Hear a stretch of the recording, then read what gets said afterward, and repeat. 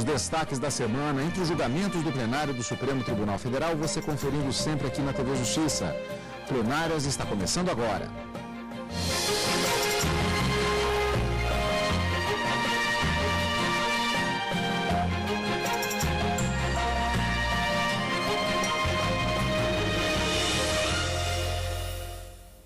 Com os destaques das sessões dos dias 29 e 30 de abril de 2015, respectivamente quarta e quinta-feira, e fechando, portanto, Karina, o mês de abril em relação às sessões plenárias do Supremo Tribunal Federal. E uma semana que fecha com diversos temas importantes, como, por exemplo, somente um deles, vou citar aqui, uso capião, que foi debatido pelos ministros do Supremo. A uso capião foi discutida em um recurso extraordinário que já havia tido o julgamento iniciado anteriormente e foi concluído definitivamente na sessão desta semana no plenário do Supremo Tribunal Federal. Uma lei municipal previa uma metragem mínima superior a 250 metros quadrados para um imóvel urbano ser registrado no registro de imóveis e a legislação, a Constituição Federal, prevê que é possível o uso capião de um imóvel de até 250 metros quadrados. Sendo ele superior, não haveria possibilidade, portanto, de usucapir aquele imóvel naquele determinado município no estado do Rio Grande do Sul. E os ministros acabaram entendendo que deve prevalecer o texto constitucional em detrimento da lei municipal que estabeleceria esse módulo, esse lote de uma metragem superior aos 250 metros, que no caso eram 360 metros quadrados, mas a gente vai explicar isso direitinho, inclusive como foi a decisão do Supremo Tribunal Federal. Mas dessa semana nós tivemos bastante julgamentos realizados e alguns pedidos de vista sobrestando discussões bastante importantes no plenário do Supremo Tribunal Federal. Na quarta-feira, uma discussão envolvendo matéria processual e que envolve também o Instituto da Repercussão Geral, foi sobrestada em razão de um pedido de vista do ministro Luiz Fux, uma matéria de suma importância que reflete, inclusive, na celeridade processual das discussões no plenário do Supremo Tribunal Federal e também tem a ver com relação a todos os recursos extraordinários que sobem para o Supremo decidir. Então, uma matéria processual, como eu disse, mas de extrema relevância, inclusive envolvendo esse assunto da repercussão geral. E um outro caso, envolvendo inclusive, em matéria discutida na quarta-feira, sobre uma lei complementar do Distrito Federal e a regularização de condomínios aqui no Distrito Federal. A grande pergunta que se pretende ver resolvida nesse recurso extraordinário é se uma lei municipal ou do Distrito Federal pode estabelecer regras específicas acerca de planejamento urbano fora daquelas previstas no plano diretor da cidade, do município ou do Distrito Federal. Segundo a Constituição, todos os municípios com mais de 20 mil habitantes têm que ter um plano diretor e ele é que vai traçar as regras de planejamento urbano.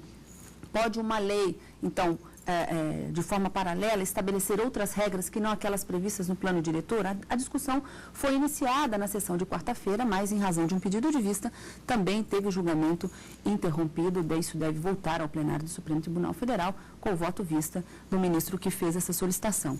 E na quinta-feira, uma discussão que envolvia mais de 2.300 processos sobrestados em todo o Brasil, acabou sendo decidida no plenário do Supremo Tribunal Federal, que fala sobre a dispensa voluntária, os planos de dispensa voluntária em que os trabalhadores acabam por aderir, mas que posteriormente iriam à Justiça pleitear outras verbas rescisórias que não constavam daquele plano de dispensa voluntária e não de demissão voluntária, até mesmo como a ministra Carmen disse que essa terminologia seria equivocada.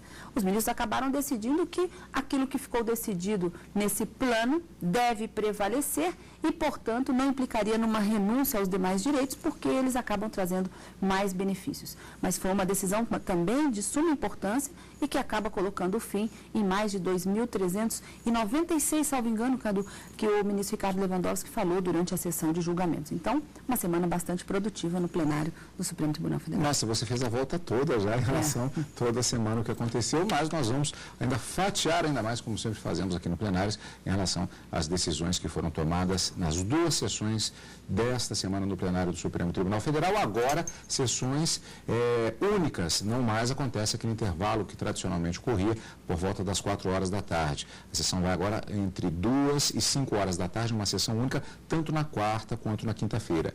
E na tarde desta quarta-feira, o Supremo Tribunal Federal decidiu que lei municipal não pode criar regras que impeçam a aquisição de imóvel urbano por uso capião. O caso chegou ao Supremo após o TJ do Rio Grande do Sul negar a um casal o direito de propriedade de um imóvel por uso capião. Foi alegado que o tamanho do imóvel não estaria dentro da dimensão prevista em lei municipal. O ministro Marco Aurélio, em voto vista, considerou que estavam preenchidos os requisitos para a aquisição do imóvel por uso capião, mas divergiu parcialmente do relator, o ministro Dias Toffoli. O exercício do direito de propriedade pelo titular do domínio estará condicionado ao cumprimento das normas municipais. Na prática, o que acontecerá? O adquirente torna-se proprietário de uma fração ideal do terreno, na exata proporção da área ocupada. Haverá, em resumo, a constituição de um condomínio entre o antigo proprietário do imóvel e o autor da ação de uso capião. Em um caso hipotético, em que a área ocupada compreenda 10% do lote, o possuidor, ao final da ação de uso capião, adquirirá uma fração ideal correspondente a 10% da propriedade total.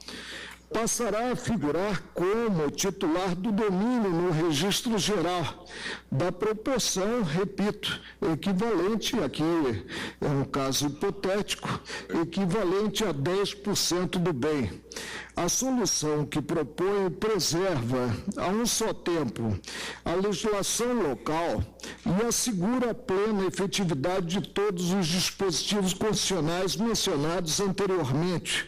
E aí refiro-me aos artigos 5º, inciso 12, 13, 182, cabeça, e parágrafo 4º e 183.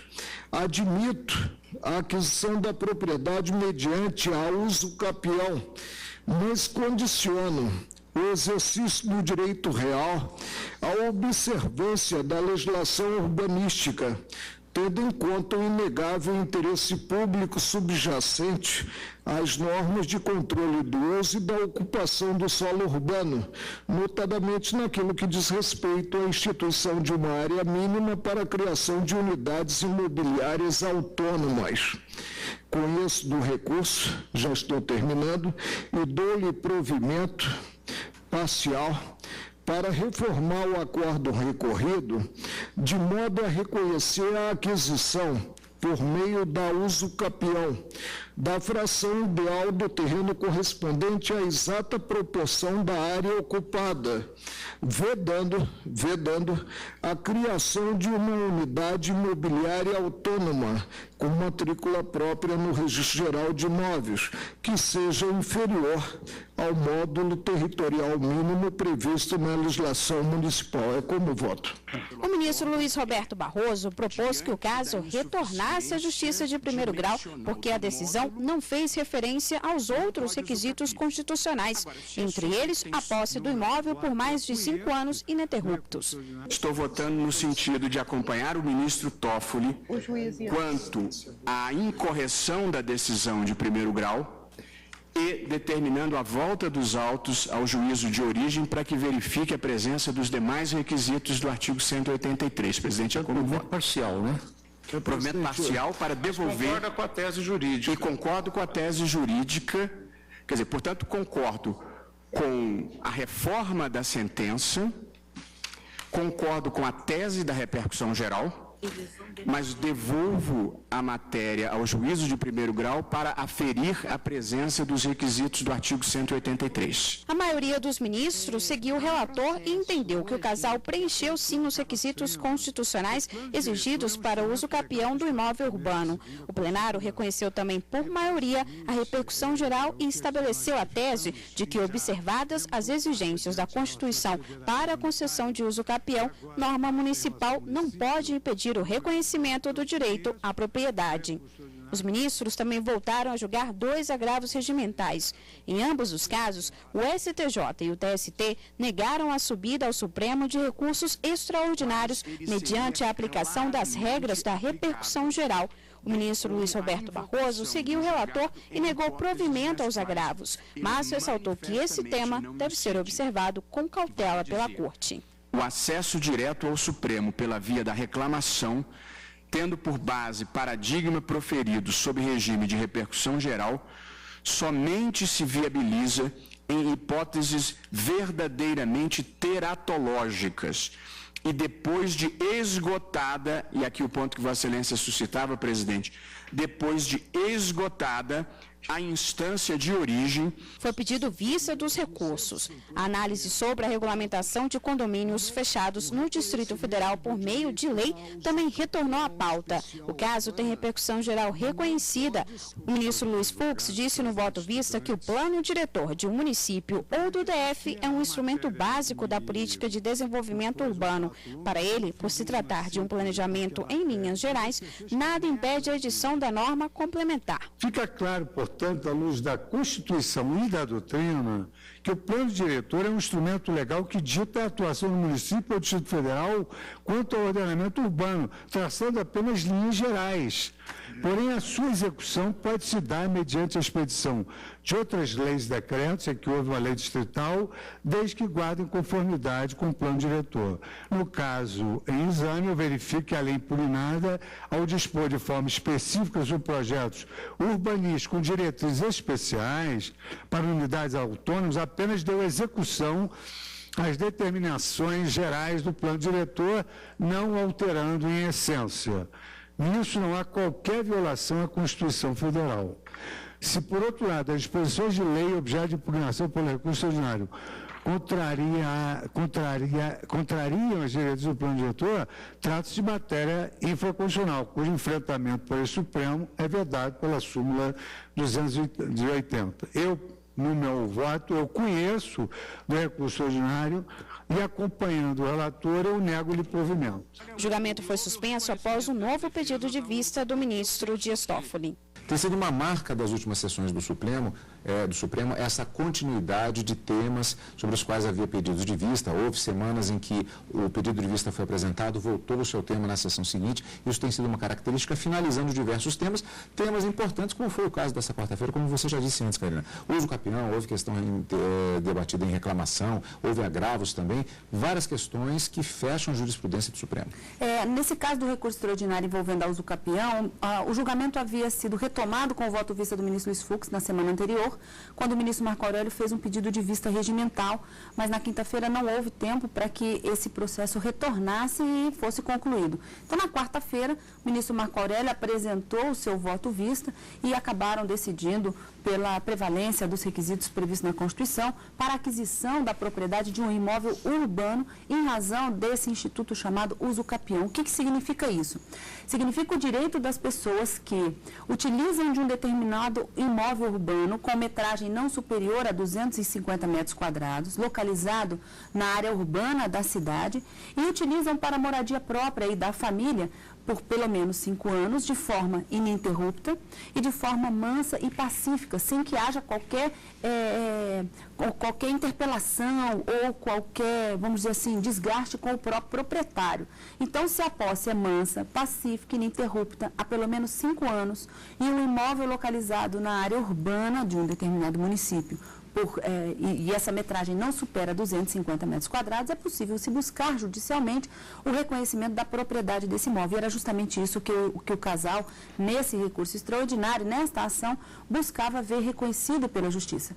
Eles alegavam ter a posse do imóvel há pelo menos 10 anos, nessas características, mansa, pacífica e ininterrupta há pelo menos 10 anos, num imóvel que tinha metragem de 225 metros quadrados.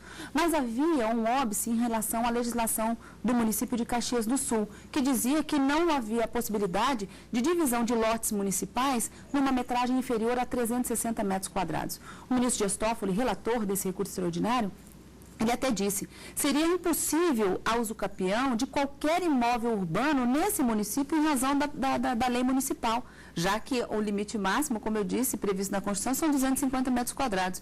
Limitando a 360, a uso capião jamais seria possível em imóveis localizados naquele município. Então, os ministros acabaram entendendo que a decisão deveria ser revertida em favor do casal, reconhecer o direito de propriedade e determinar o registro daquele imóvel na metragem prevista de 225 metros quadrados, porque dentro da previsão constitucional, fazendo prevalecer a Constituição em detrimento da lei municipal.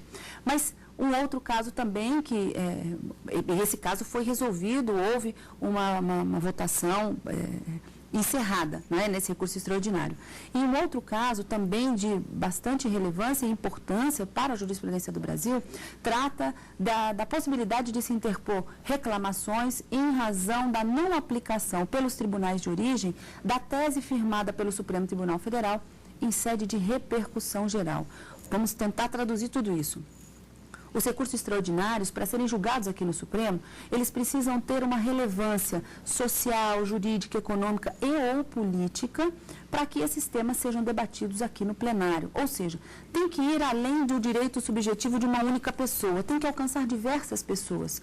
Então, eu disse no início do programa, teve um recurso extraordinário que foi julgado aqui no Supremo e que vai impactar na resolução de mais de quase 2.400 processos em todo o Brasil, que estavam sobrestados aguardando essa decisão. Muito bem.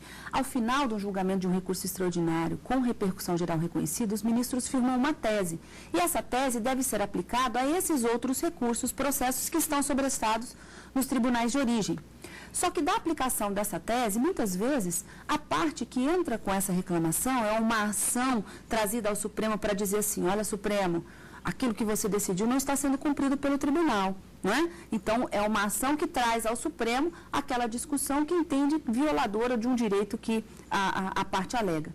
Então, a aplicação dessa repercussão geral pelos tribunais tem sido questionada aqui no Supremo por meio da reclamação.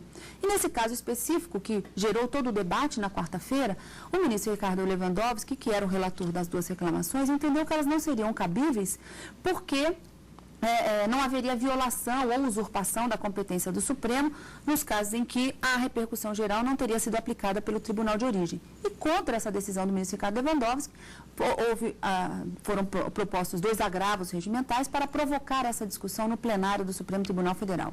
O ministro Luiz Roberto Barroso, que trouxe o voto vista, entendeu que nesses casos em que a reclamação não seria cabível e ela seria justamente, ela estaria na contramão do Instituto da Repercussão Geral, que foi criada em 2004 pela emenda 45, ela traria de novo para o Supremo Tribunal Federal uma avalanche de processos que acabaria, de uma certa forma, sendo contrária às propostas de reforma do Judiciário em razão da celeridade.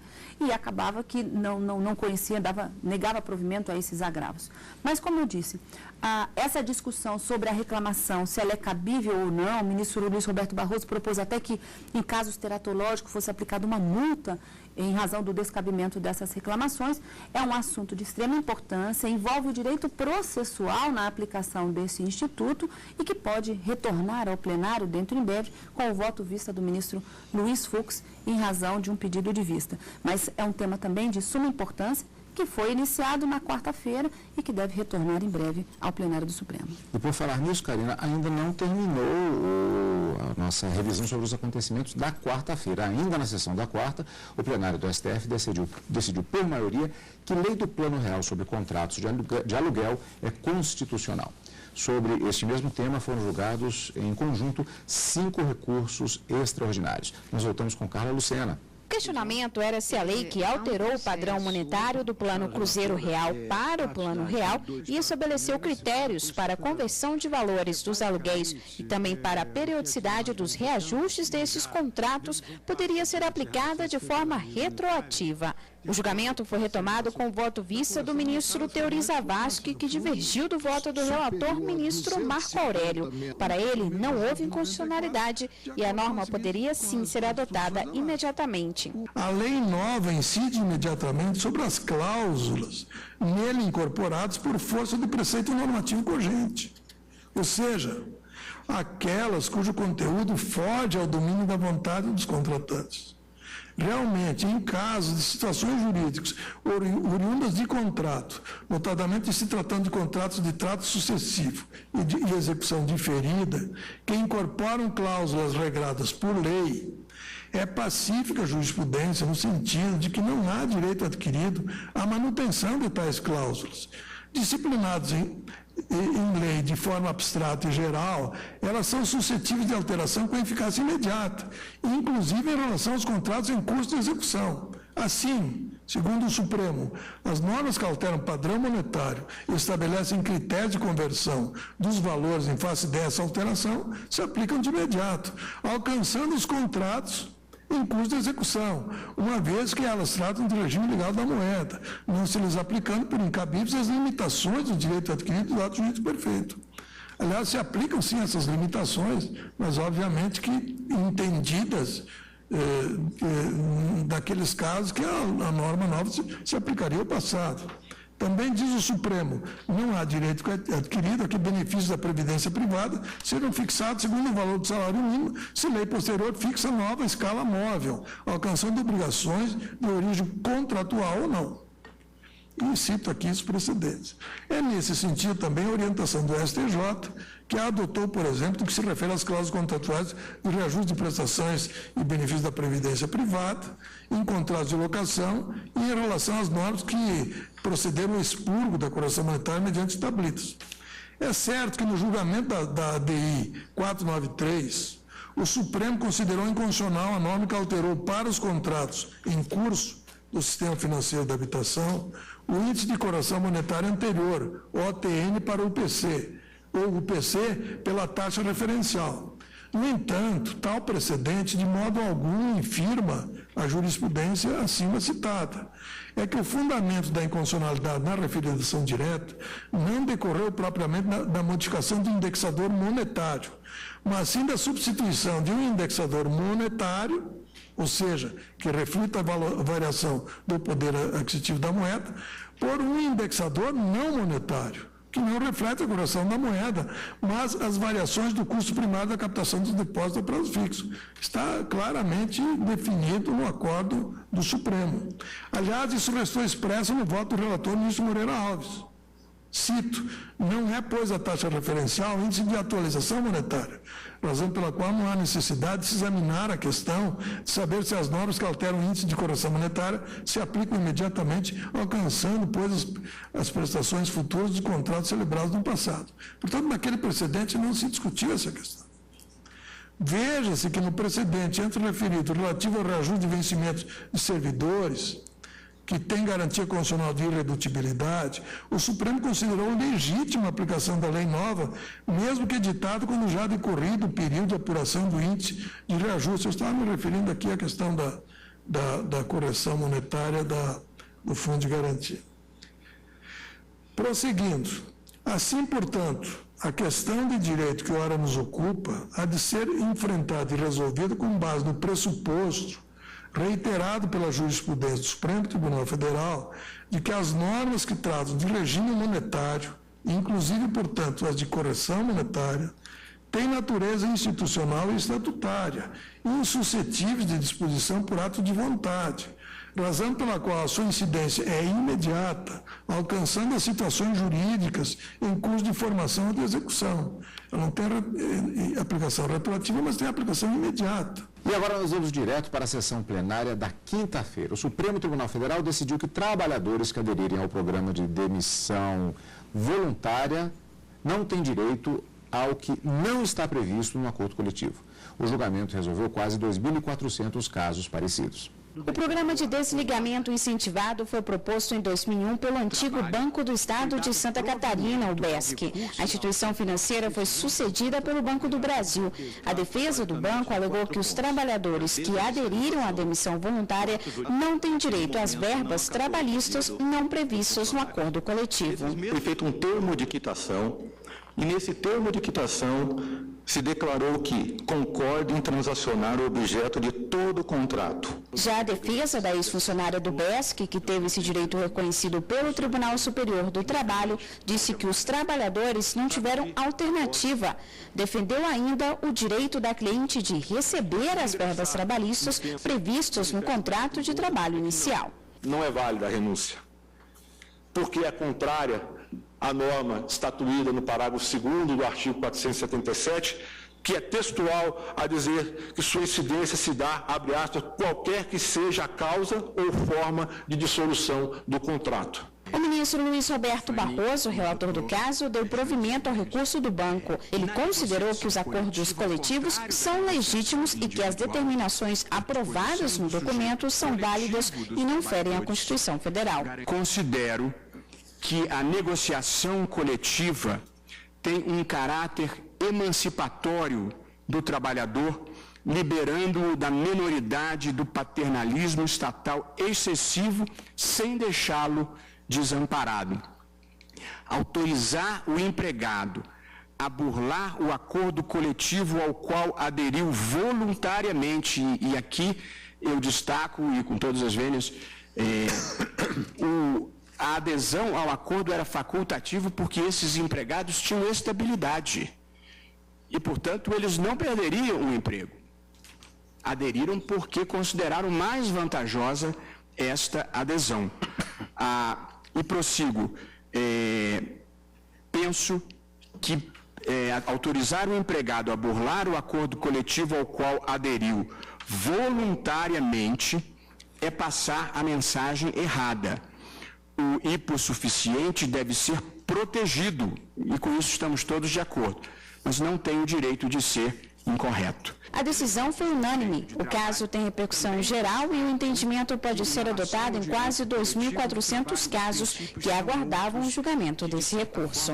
E também na sessão dessa quinta, a contagem diferenciada do tempo de serviço para fins de aposentadoria especial de servidores públicos foi tema de um mandado de injunção. Uma servidora pleiteou esse direito por alegar ter trabalhado em condições insalubres. A Advocacia Geral da União defendeu que o mandado de injunção não seria o meio cabível para fazer esse pedido. A Advocacia Geral da União se posiciona exatamente na linha dos diversos precedentes já exarados por esse colegiado, no sentido de não ser um mandado de injunção a sede apropriada para essa discussão. O relator, ministro Luiz Roberto Barroso, entendeu que cabe sim um mandado de injunção. Para ele, servidores que trabalham em atividades que comprometam a saúde têm direito à contagem diferenciada. Disse ainda que a administração pública deve analisar o requerimento da servidora de acordo com a lei que trata dos planos de benefícios da Previdência Social. Considerando que a contagem diferenciada do tempo de serviço especial decorre diretamente do direito à aposentadoria previsto no artigo 40, parágrafo 4º da Constituição, e que o exercício desse direito é atualmente obstado por uma lacuna legislativa, nada impede que isso seja reconhecido em mandado de injunção. O ministro Gilmar Mendes pediu vista para analisar melhor o caso. E esses foram os destaques da semana no plenário do Supremo Tribunal Federal. Encontro marcado, como sempre, na próxima semana. Na próxima semana, quarta e quinta-feira, ao vivo, no Direto do Plenário, e no final de semana com plenárias. Obrigado pela companhia e continue conosco na TV Justiça.